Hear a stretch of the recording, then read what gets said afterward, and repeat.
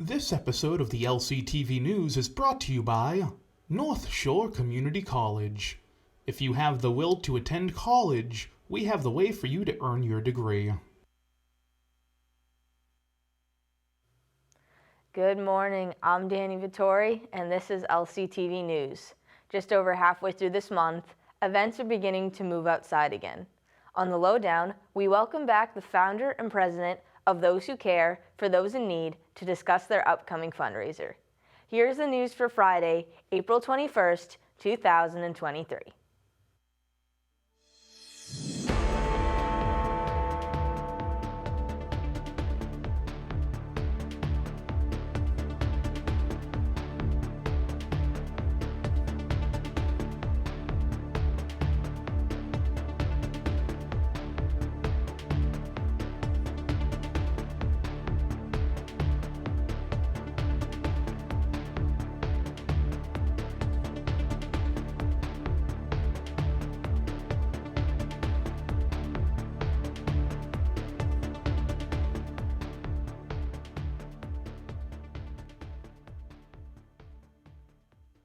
Mass DOT has announced that they are continuing work on Lynnfield Street between Cowdrey Ave and Colonial Ave, which began on April 18th.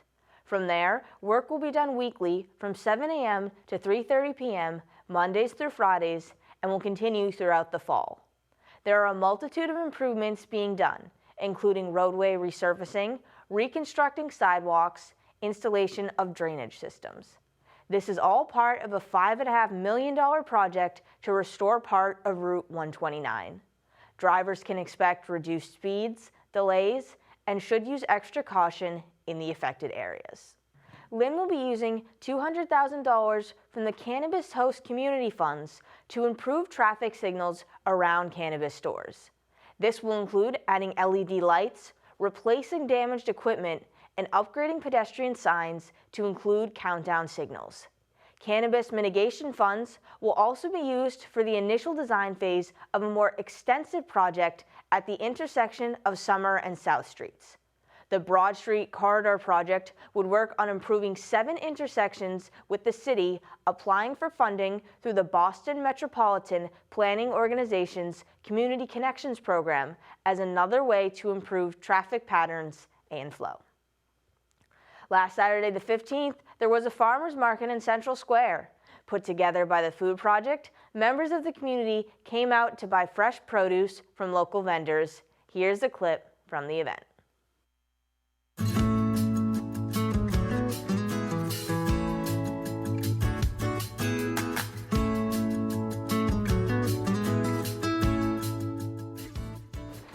So this here is the Central Square Farmers Market here in Lynn. We have 3 vendors. We have Riverdale Farm, we have Farmer Dave's, and we also have Paula's Produce. They've been coming here for years. This market meets in the springtime, the 1st and 3rd Saturday of the month. So we're here on the 3rd Saturday, April 15th. We'll be back on the 1st Saturday in May. So the Food Project is a nonprofit that's here in Lynn. We have a small half-acre farm by Ingalls Elementary. We also have a small community farm over by Lynn Vocational Tech Institute. We're really focused on making sure that residents here in Lynn get access to healthy, fresh, delicious food. So doing our best to have a market year-round where residents can come and get the food they need.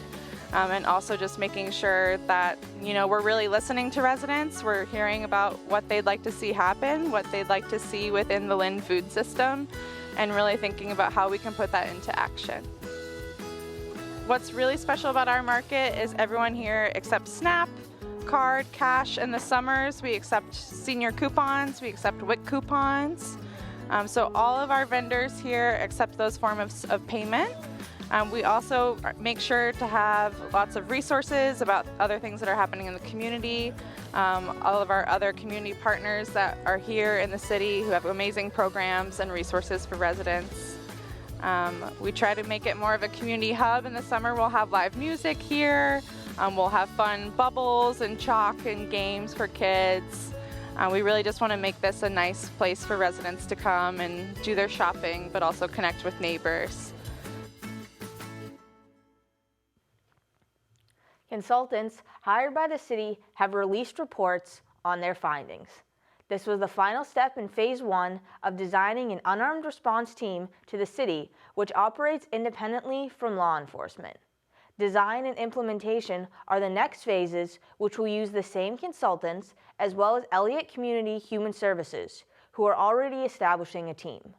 According to the reports, racial equity, uninsured community members, and non-behavioral health calls must be of top importance in order for the task force to be effective and help underserved communities. Community engagement and public safety are top priorities when forming the response team in order to create a trusting, stable relationship with residents. The city and the police force have been taking steps to solidify their relationships with the community as well. The Lynn Fire Department received $475,000 from the city's reserve funds to help pay for firefighters' overtime. This will help the department fill the vacancies left by firefighters who are out due to illness or injury. The goal is to have at least 35 firefighters on duty during a given shift, but several of the 180 in Lynn are currently on sick or injured leave. City Council voted unanimously to approve the funding after the city saw 3 consecutive fires from Sunday to Tuesday of last week. It is a dangerous profession that comes with risk, and as they get older, there is a greater risk of injuries or sickness, according to the district fire chief.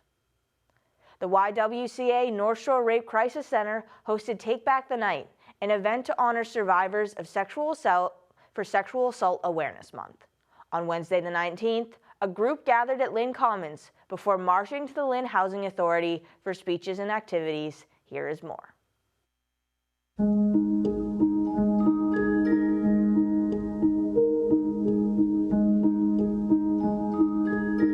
This is April Sexual Assault Awareness Month, and so the YWCA is teamed up with a bunch of different cities, stakeholders in a bunch of different cities, Lynn being one of them, and today we're doing Take Back the Night. It's a march that will end at a place where we'll have a gathering with like some wellness stuff and some resources for folks. So our partners are Lynn Housing Authority, the City of Lynn, the Mayor's Office in particular, and Children's Friends and Family. The event is meant to raise awareness about sexual assault, which is, is a trauma, a harm that often goes untold and sometimes unseen by the community. So this is just an opportunity to show survivors that they're not alone, and to build awareness in the community. So we took a hiatus for COVID, but we've done this throughout our catchment area, which is actually all of the North Shore. And we focused on Lynn for a couple of years because our main office is here in Lynn, so we focused on Lynn for a few years before COVID hit, and then after COVID we were thinking about how can we spread out, so we started to reach out to community partners. I would hope that people take that sexual assault isn't a thing that it has to happen in a community. It's something that we allow to happen in a community from our uncomfortability around talking to our kids about sex, from our attitudes that we learn about sex growing up, and that those things can all change, that we can prevent this harm from being done in the future. After more than a year of work, a draft of Vision Lynn, a comprehensive plan, was presented to the Human Rights Commission on Tuesday the 18th. Through media outreach, surveys, and attending events, they identified 3 core sections of the plan: vision and strategy, land use and urban reform, and infrastructure and implementation. According to Assistant Planning Director Lauren Drago, taking care of each other was a recurring theme in the feedback. The plan also includes maps of places where the city can be enhanced or completely changed. In addition to the 20-year goals, there are also short-term goals built in, including supporting small businesses and improving school buildings. Now that the draft has been released, residents have until May 15th to leave comments through emails, over the phone, or in person to the Planning Department. We worked with the Planning Department on videos in both English and Spanish, which will be out next week, so please check our website, lyntv.org.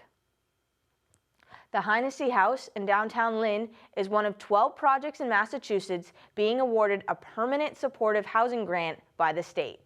Affordable Housing Associations of Lynn, in collaboration with LHAND, are converting the house to have 51 one-bedroom apartments with their own private kitchens and bathrooms, as well as adding an elevator to the building.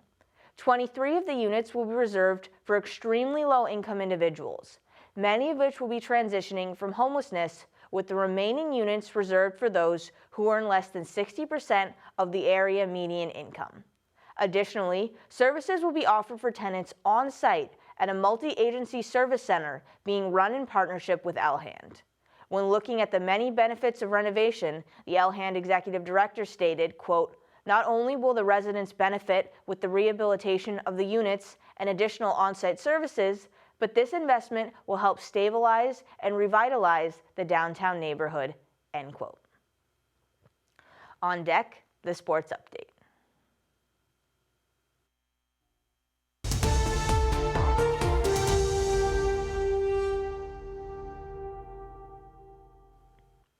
In baseball, Lynn English blanked Chelsea 13-0. The Bulldogs scored 6 in the second and 13 overall on 8 hits. This was followed by a 10-3 loss to Masco. The score was tied 3-3 in the fifth, but Masco pulled away with 3 runs that inning. For girls and boys track, Malden came out on top 82-54 and 78-45. 30-2 was a tough loss for the Lynn Tech softball team as they struggled to produce offense. Their baseball team had a back-and-forth game with Mystic Valley, but ultimately lost 10-5, then again to Whittier 14-4. The Tigers girls and boys track teams had impressive 85-41 and 75-41 wins over Innovation.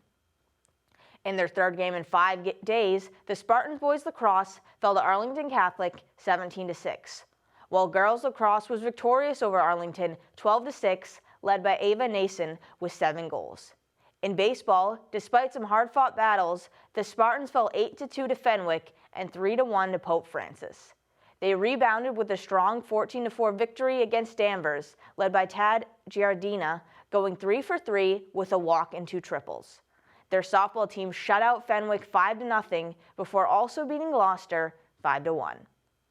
The Classical Rams baseball team had a 5-0 victory over Swampscott. Brady Warren went 2 for 4 with 4 RBIs to support a shutout performance. Both their baseball and softball teams beat Somerville, the boys 5-4 and the girls a commanding 20-4. Their girls and boys track teams fell just short against Chelsea, 67-60 and 91-43. The brand new boys volleyball team recorded their first win in program history, downing English 3-0, then beating Somerville 3-2 despite being down 2-1 to begin the match. Lynn Lacrosse hung on for a 10-9 defeat of Malden on the 18th. Earlier in the season, Malden won by 5 goals, but this time Lynn was victorious. Following the seesaw season of the Red Sox, they managed to win 3 of 4 games against the LA Angels. On Sunday, Garrett Whitlock threw for 7 innings, only giving up 3 hits and 1 run. Newcomer Justin Turner launched a home run into the Green Monster for both of the Red Sox runs. They then had a walk-off win against the Twins on the 18th when Alex Verdugo curved a ball just fair down the right field line. This was followed by a 10-4 loss and an 11-5 win to finish the series. It is playoff season, and the Celtics began their run 2-0 with 112-99 and 119-106 wins over the Atlanta Hawks at the Garden. In the first game, Jaylen Brown, Jason Tatum, and Derek White all scored in the 20s, with 5 total Celtics scoring in double digits. The second game on the 18th saw a dominant performance from Derek White, with 26 points, 7 rebounds, and 3 blocks. A strong defensive showing secured the win for the Celtics, as they totaled 12 steals and 10 blocks as a team. The Boston Bruins are also in playoff mode as they host the Florida Panthers in the first 2 in a best-of-7 game series. Monday the 17th, they squared off, and the Bruins came away with a 3-1 victory. 2 goals in the second sealed the deal for Boston, as neither team scored in the third. Goalie Linus Ullmark recorded his first career win in the playoffs, as Brad Marchand buried his 50th career playoff goal, the second most in franchise history. The Panthers evened the record at 1-1, beating Boston 6-3 on the 19th. They will now travel to Florida to continue the series. On the Lowdown, Judie VanKooiman came to discuss her organization and their upcoming events. Here is the Lowdown.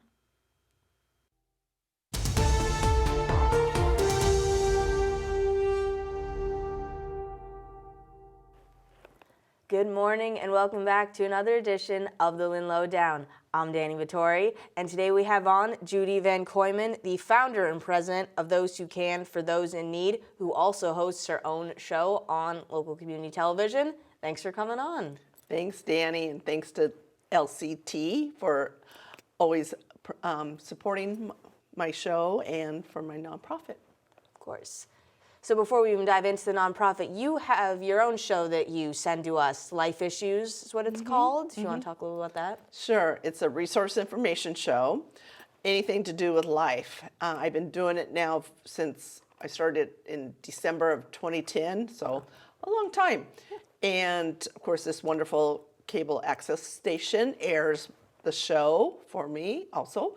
And I have 12 cable stations that air it. And the topics, people say, well, what kind of show, topics do you have? And there's been so many that I'll end up missing some or whatever. So I really enjoy doing it. I do a lot of networking, so I meet new people that might be interested in coming on my show and host and being the guest. So it's fun. It sounds fun. I was always taught networking is the big thing, meeting people, getting out, getting connections. That's always a big thing. Right, yes. And the nonprofit you created, you have a big anniversary. You're hitting 10 years. Yes. 2013, I believe, we became officials, 501c3, and I piggybacked off of the cable show and started the nonprofit in memory of my husband because he passed away in 2007.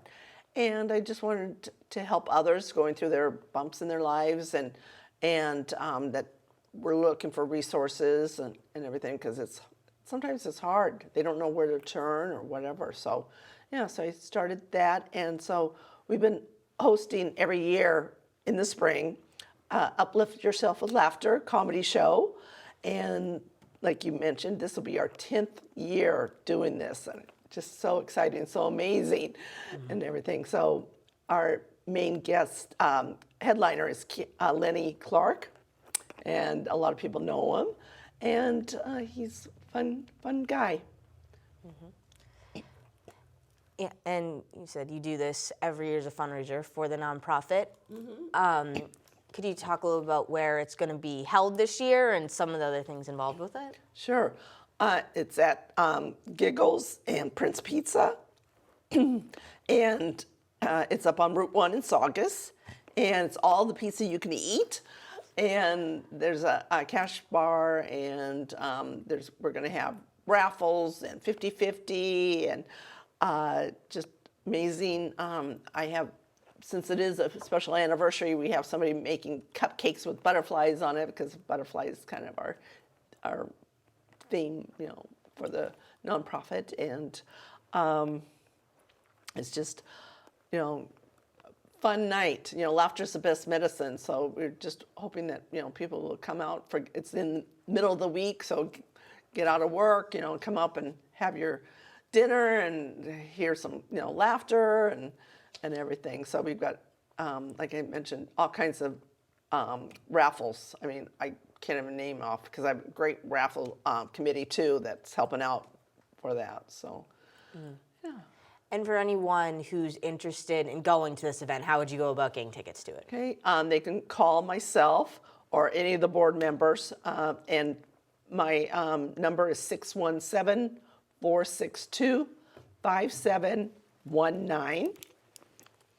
And they leave a message if I'm not available. I can meet them or whatever. We've tried doing it online before, and it just didn't work out. And they charge. There's a service charge for that. I don't want to have my guests have to pay for it. So. And is there a cap to how many people you can have at the event, or? The room seats about, I believe this room, 200, but we have to take away the tables for the raffles and et cetera. So probably around 150 is what we're shooting for. Great. And I know that you brought a few pictures from, I think, the last time you did it. So it showed one of your guests, it showed some of the people, which was really cool to see. Because it seemed like in addition to your comedy, you had a few special guests that came too. Right. Oh, yeah. Put them up. Actually, there's a picture of Lenny Clarke and myself, because I've known Lenny for a long time. The people below the Prince sign that's outside, that is my board members, and along with representative for Winthrop area and our senator at the time.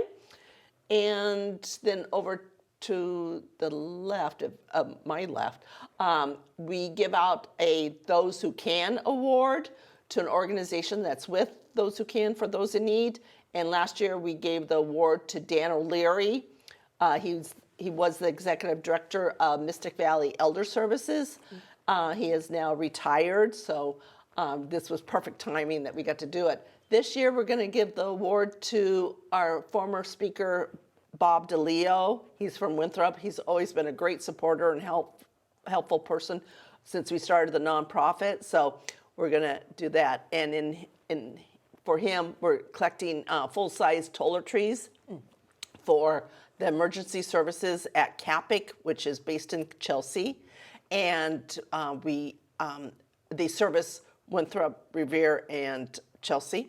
So sometimes, either for homeless people or people that have fires in their homes and don't have anything to start, they have to start from the beginning and stuff. So that's some of the important things that we're going to be doing that night too. Which is amazing. And I can't even imagine how much planning probably goes into the event. So, I mean, like you and your board, how do you plan something like this? Well, now, since it's our 10th year, we kind of roll with it, and we just know what to do. And like I said, I have a wonderful board and a raffle committee and a decoration committee and everything. So there's a lot of people very helpful. You're on a roll now. You all kind of know. All right, this is what we do. Yep, let's do it. And I saw on your website, it was initially, it's funds to help with the nonprofit, help get you started, everything else. After 10 years, is that similar what the proceeds go towards, or how does it usually work? Yeah, we usually use the funds for the annual resource fair that we hold in the beginning of the fall, and pay for entertainment or food, or I know that you have been there in the past to help, film it and everything. So yeah, so every little bit helps, and also we sometimes will help other organizations that's with us. Like I said, if they have participated in the annual resource fair, then I always say you're with us now. So we help promote their organization with different things, fundraisers themselves, or workshops, or whatever they have coming up, and we'll do that. And I have to ask, I love that it's a comedy show, because I do. I love that. It's just a way to relax and just have fun. Has it always been a comedy show, or did you come up with the idea later? Pretty much so. I don't remember how it came about. It must have been, just talking about laughter and everything, because there's so much seriousness in this world, and we just want to, sit back and just forget about everything and just have some fun and everything. So at the beginning, we had different things. It wasn't always held at Giggles. We had it in Winthrop, because we're Winthrop based, and so we had it at different places and different types of comedy, but now we're having the comedy at Giggles. Mike Clarke, the owner of Giggles, is wonderful, very helpful. He gets the comedians, and Steve, the owner, him and his wife, are at Prince Pizza, are so nice, so helpful. I mean, whatever we need, they are so accommodating and everything. So It's very much a community event as well, which is fantastic. yeah. So I mean, even though we're Winthrop based, that for our resource fair, we always say, we help. The resources are from the greater Boston, North Shore area. For the fundraiser, they come from all over, South Shore, North Shore, East. So it doesn't make any difference. No, not limited by geography. No, not at all. For anyone, I said maybe thinking about possibly going, but they're not sure, like, what would you say to them? But they still have a couple of weeks. There is a deadline to purchase tickets. It's April 26th. It's a week before the fundraiser. Because we have to give Prince and Giggles a count on how many to expect, and how much help to have on that night and everything. So you still have a few weeks to wait until you make your final, but people can call me anytime. I would be more than happy to meet up with them.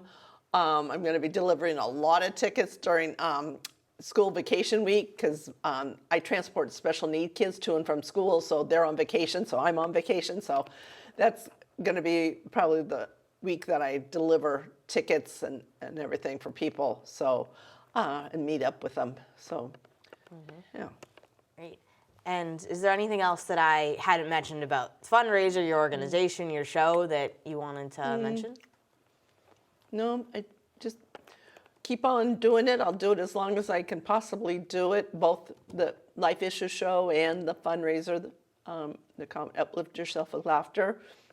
If anyone has any questions about any of this, etc., they feel free to call me, and I know the number is up on the screen, 617-462-5719. And again, my name is Judie VanKooiman. Great. I said your organization and your show are both fantastic, so thank you for coming on to share a bit of that with us. Oh, thank you, Dani. I appreciate it. Always. And once again, my name is Dani Vittori. This has been the Lynn Lowdown, and we will see you next week with more guests.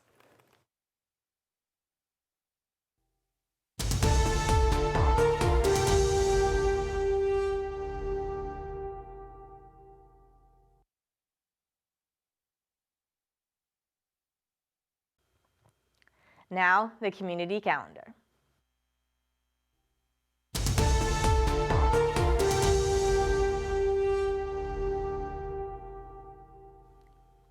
Tuesday the 25th, the City of Lynn is hosting a Women's History Month panel at City Hall.